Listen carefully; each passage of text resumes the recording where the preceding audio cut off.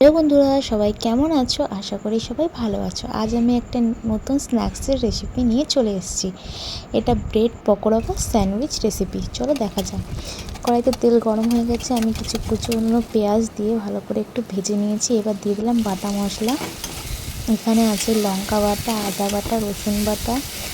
এখানে মশলাগুলো দিয়ে দিয়েছি। এবার গুঁড়ো মশলা দিয়ে দেবো। দিলাম জিরে গুঁড়ো, লঙ্কা গুঁড়ো, স্বাদ মতো নুন, হলুদ দিয়ে এবার মশলাগুলো ভালো করে আমি একটু কষিয়ে নেব। মশলাটা আমার কষানো হয়ে গেছে। এবার আগে থেকে সিদ্ধ করে রাখা আলু একটু মাখিয়ে নিয়েছিলাম, সেটা দিয়ে ভালো করে মিশিয়ে নেব। আলুটা ভালো মতো ভাজা হয়ে গেছে, এবার এটাকে তুলে নেব। এখানে আমি 4টে স্লাইস ব্রেড নিয়ে নিয়েছি। এবার ওই আলুটাকে আমি এভাবে ব্রেডের উপর মাখিয়ে নেব। এভাবে আমি দুটো ব্রেডের ওপর আলুটা মাখিয়ে নিয়েছি। এরপর আরেকটা ব্রেড দিয়ে উপরে চাপা দিয়ে দেবো। এভাবেই আমি দুটো করে নিয়েছি। এবার আমি ব্রেডগুলোকে মাঝখান দিয়ে এভাবে কেটে নিয়েছি। এবার আমি এখানে বেসন গুলিয়ে নিয়েছি। এবার ব্রেডগুলো দিয়ে বেসনে ভালো করে চুবিয়ে নেব।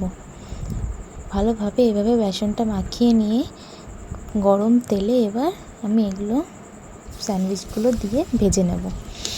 এভাবেই আমি সবকটা স্যান্ডউইচ বানিয়ে নেব। এভাবে উল্টে পাল্টে ভালো করে ভেজে নেব। আমার স্যান্ডউইচগুলো মোটামুটি ভাজা হয়ে গেছে। এবার আমি তুলে নেব। এভাবে আমি বাদবাকি দুটোও ভেজে নেব। আমার স্যান্ডউইচগুলো সব ভাজা হয়ে গেছে। এবার আমি এগুলো তুলে নেব। তৈরি হয়ে গেছে আমার স্যান্ডউইচ বা ব্রেড পকোড়া। ভিডিওটি কেমন লাগলো অবশ্যই